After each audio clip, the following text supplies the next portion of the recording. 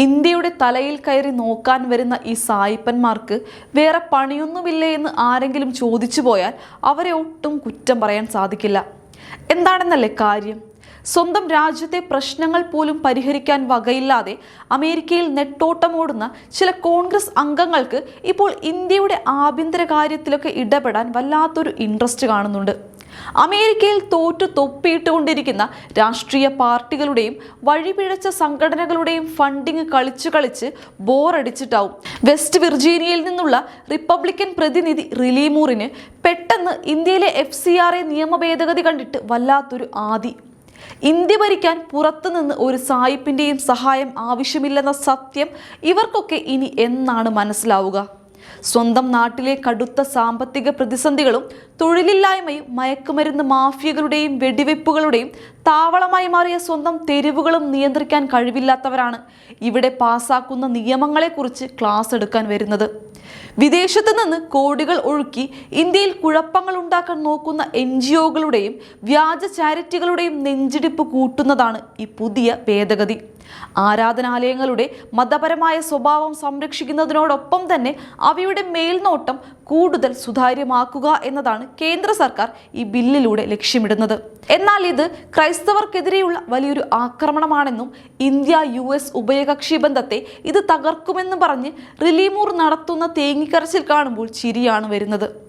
വിദേശ ഫണ്ടിങ് കിട്ടാതെ വരുമ്പോൾ പൊട്ടിക്കരയുന്നത് ആരാണെന്ന് ഇന്ത്യയിലെ സാധാരണക്കാരായ ജനങ്ങൾക്ക് കൃത്യമായി അറിയാം. അമേരിക്ക ഉൾപ്പെടെയുള്ള ലോകത്തെ ഏത് വൻകിട രാജ്യമെടുത്ത് നോക്കിയാലും അവിടുത്തെ വിദേശ ധനസഹായങ്ങളും സംഭാവനകളും നിയന്ത്രിക്കാൻ കടുത്ത നിയമങ്ങളുണ്ട്. അമേരിക്കയിൽ ആരെങ്കിലും പുറത്തുനിന്ന് ഫണ്ട് വാങ്ങി സർക്കാരിനെ അട്ടിമറിക്കാനോ രാജ്യത്തിനെതിരെ തിരിയാനോ നോക്കിയാൽ ആ നിമിഷം അവർ വാലും ചുരുട്ടി അകത്ത് കിടക്കുമെന്നത് പരമസത്യമാണ്. അപ്പോൾ പിന്നെ ഇന്ത്യ സ്വന്തം രാജ്യത്തിൻ്റെ പരമാധികാരവും സുരക്ഷയും മുൻനിർത്തി ഇത്തരം നിയമങ്ങൾ കൊണ്ടുവരുമ്പോൾ മാത്രം ഈ സായിപ്പന്മാർക്ക് എന്താണ് ഇത്ര പൊള്ളൽ? ഇന്ത്യയുടെ വിദേശകാര്യ മന്ത്രാലയ വക്താവ് രൺധീർ ജയ്സ്വാൾ വളരെ കൃത്യമായി തന്നെ ഈ വിവരദോഷികൾക്ക് ചുട്ട മറുപടിയാണ് നൽകിയിട്ടുള്ളത്. നിയമനിർമ്മാണ കാര്യങ്ങൾ ഇന്ത്യയുടെ തികഞ്ഞ ആഭ്യന്തര കാര്യമാണെന്നും അതിൽ കൈകടത്താൻ അമേരിക്കൻ കോൺഗ്രസ് അംഗങ്ങൾ ആരാണെന്നും അദ്ദേഹം വ്യക്തമാക്കി കഴിഞ്ഞു. നിയമങ്ങൾ രൂപപ്പെടുത്തുന്നതിനും രാജ്യത്തിന്റെ താൽപര്യങ്ങൾ സംരക്ഷിക്കുന്നതിനും ഇന്ത്യക്ക് സ്വന്തമായി ശക്തമായ ഒരു ജനാധിപത്യ പ്രക്രിയയുണ്ട്. അത് മനസ്സിലാക്കാതെ പുറത്തുനിന്ന് ഭീഷണിപ്പെടുത്താൻ നോക്കിയാൽ ആ പരിപ്പ് ഇവിടെ വേവില്ല എന്ന് സായിപ്പന്മാർ ഇനിയെങ്കിലും മനസ്സിലാക്കണം. FCRA രജിസ്ട്രേഷൻ റദ്ദാക്കപ്പെടുകയോ പുതുക്കാതെ പോവുകയോ ചെയ്യുന്ന സ്ഥാപനങ്ങളുടെ വിദേശ സംഭാവനകളും ആസ്തികളും താൽക്കാലികമായി സർക്കാരിന്റെ നിയന്ത്രണത്തിലാക്കുന്നത് രാജ്യസുരക്ഷയ്ക്ക് അത്യന്താപേക്ഷിതമായ കാര്യമാണ്. അല്ലാതെ ആരുടെയും ആരാധനാലയങ്ങൾ പിടിച്ചെടുക്കാനോ മതപരമായ സ്വഭാവം തകർക്കാനോ അല്ല സർക്കാർ ഇതിലൂടെ ശ്രമിക്കുന്നത്. മതസ്ഥാപനങ്ങളുടെ നടത്തിപ്പ് സുതാര്യമാക്കാനും വിദേശത്ത് നിന്ന് വരുന്ന കറുത്ത പണം രാജ്യത്തിന്റെ വേരുകൾ തോണ്ടുന്നത് തടയാനും ഭരണകൂടത്തിന് പൂർണ്ണമായ അധികാരമുണ്ട്. എന്നാൽ ഇതൊന്നും മനസ്സിലാക്കാതെ റിലി മൂറിനെ പോലെയുള്ള രാഷ്ട്രീയക്കാരും ചില തൽപര കക്ഷികളും ചേർന്ന് നടത്തുന്ന ഈ കുപ്രചാരണങ്ങൾ വെറും രാഷ്ട്രീയ നാടകം മാത്രമാണ്. സ്വന്തം രാജ്യത്തെ ജനങ്ങളുടെ നികുതി പണം എങ്ങോട്ട് പോകുന്നു എന്ന് കണക്ക് നോക്കാൻ പോലും സമയമില്ലാത്തവരാണ് ഇന്ത്യയിലെ ആരാധനാലയങ്ങളെക്കുറിച്ചും ചാരിറ്റികളെക്കുറിച്ചും മുതലക്കണ്ണീർ ഒഴുക്കുന്നത്. അമേരിക്കൻ രാഷ്ട്രീയത്തിൽ സ്വന്തം കസേര ഉറപ്പിക്കാൻ ഇന്ത്യയുടെ പേര് പറഞ്ഞ് വോട്ട് പിടിക്കുന്ന ഈ കുടില തന്ത്രങ്ങൾക്കൊന്നും ഭാരതത്തിൽ ഒരു വിലയും കൽപ്പിക്കാനാവില്ല. വിദേശ ഫണ്ടിങ്ങിന്റെ പേരിൽ രാജ്യത്തിന്റെ അഖണ്ഡതയെയും സുരക്ഷയെയും ബാധിക്കുന്ന വിധത്തിൽ പ്രവർത്തിക്കുന്ന ഒരു ശക്തിയെയും ഇന്ത്യ വെറുതെ വിടില്ലെന്നതിന്റെ പ്രഖ്യാപനമാണ് ഈ നിയമ ഭേദഗതി. കോടികളുടെ വിദേശ സഹായം വാങ്ങി രാജ്യത്ത് അശാന്തി പരത്താമെന്നും അതിനെ ചോദ്യം ചെയ്താൽ മതം പറഞ്ഞ് രക്ഷപ്പെടാമെന്നും കരുതുന്ന കാലം പണ്ടേ കഴിഞ്ഞു.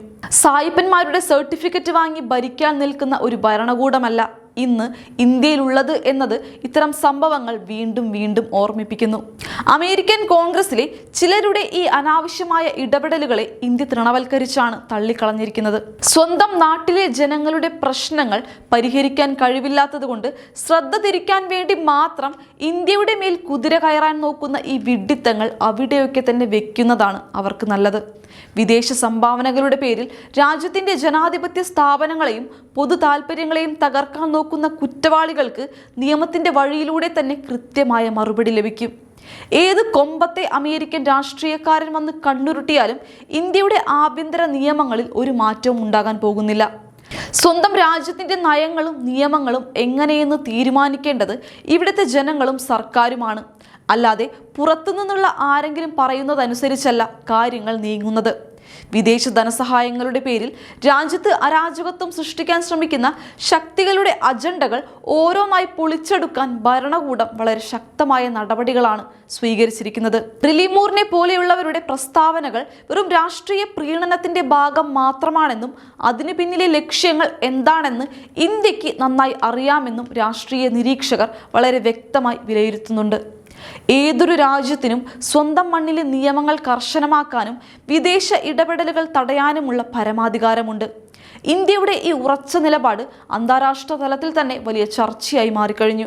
വിദേശ ഫണ്ടിന്റെ പേരിൽ രാജ്യത്തെ കളിപ്പിക്കാമെന്ന വ്യാമോഹം വെച്ചു പുലർത്തുന്ന ശക്തികൾക്ക് കനത്ത പ്രഹരമാണ് ഈ നിയമ ഭേദഗതിയിലൂടെ ലഭിച്ചിരിക്കുന്നത്.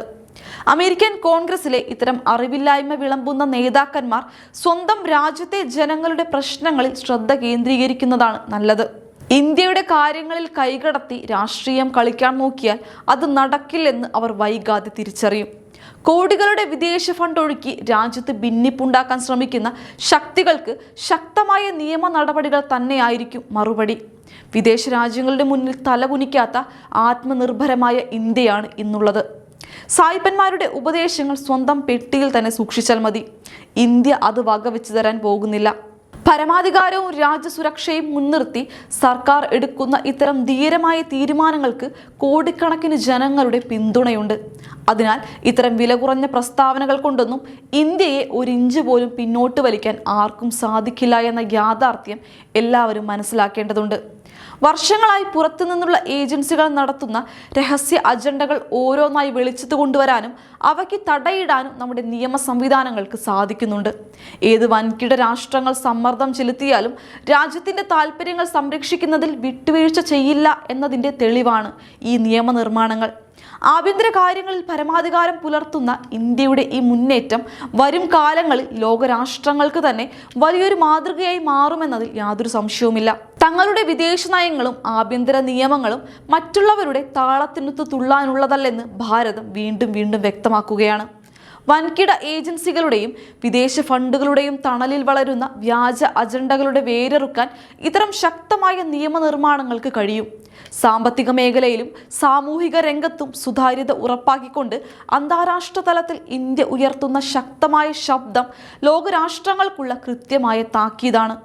തങ്ങളുടെ സങ്കുചിത രാഷ്ട്രീയ ലക്ഷ്യങ്ങൾക്ക് വേണ്ടി ഇന്ത്യയുടെ പേര് ഉപയോഗിക്കാൻ നോക്കുന്ന വിദേശ നേതാക്കൾ സ്വന്തം ജനങ്ങളുടെ വികസനത്തിന് വേണ്ടി സമയം കണ്ടെത്തുന്നതായിരിക്കും നല്ലത്. അനാവശ്യ വിമർശനങ്ങൾ ഉന്നയിച്ച് ഇന്ത്യയുടെ ആന്തരിക കാര്യങ്ങളിൽ കടന്നുകയറാൻ ശ്രമിക്കുന്നവർക്കുള്ള കനത്ത അടിയായി ഈ നീക്കം എന്നും ഓർമ്മിക്കപ്പെടും. വളർന്നു വരുന്ന ഒരു സാമ്പത്തിക ശക്തി എന്ന നിലയിൽ ഇന്ത്യയെ കാണുമ്പോൾ ചില വിദേശ രാഷ്ട്രീയക്കാർക്ക് ഉണ്ടാകുന്ന അസ്വസ്ഥതയാണ് ഇത്തരം വിമർശനങ്ങളിലൂടെ പുറത്തു വരുന്നത്. സ്വന്തം രാജ്യങ്ങളിലെ വോട്ടർമാരെ പ്രീതിപ്പെടുത്താൻ വേണ്ടി ഇന്ത്യയിലെ സമുദായങ്ങളെയും ഭരണ സംവിധാനങ്ങളെയും പറ്റി തെറ്റായ പ്രചാരണങ്ങൾ അഴിച്ചുവിടുന്നത് ഇവരുടെ സ്ഥിരം ശൈലിയാണ്. സായിപ്പന്മാരുടെ പഴയ കൊളോണിയൽ മനോഭാവം ഇനിയും വെച്ചു പുലർത്തുന്നവർക്ക് മാറിക്കൊണ്ടിരിക്കുന്ന ഭാരതത്തിന്റെ കരുത്ത് ഒരു പുതിയ പാഠമായിരിക്കും. തങ്ങളുടെ ആഭ്യന്തര കാര്യങ്ങൾ എങ്ങനെ വേണമെന്ന് തീരുമാനിക്കാൻ ഇവിടുത്തെ ഭരണഘടനയും നിയമ സംവിധാനങ്ങളും മാത്രം മതിയെന്ന വ്യക്തമായ ഓർമ്മപ്പെടുത്തലാണ് വിദേശകാര്യ മന്ത്രാലയം നൽകിയിരിക്കുന്നത്. അപ്പോൾ ഈ വിഷയത്തെക്കുറിച്ചുള്ള അഭിപ്രായങ്ങൾ താഴെ കമൻറ്റ് ചെയ്യുക. മറ്റൊരു പ്രധാന വിഷയവുമായി വീണ്ടും വരാം. നന്ദി.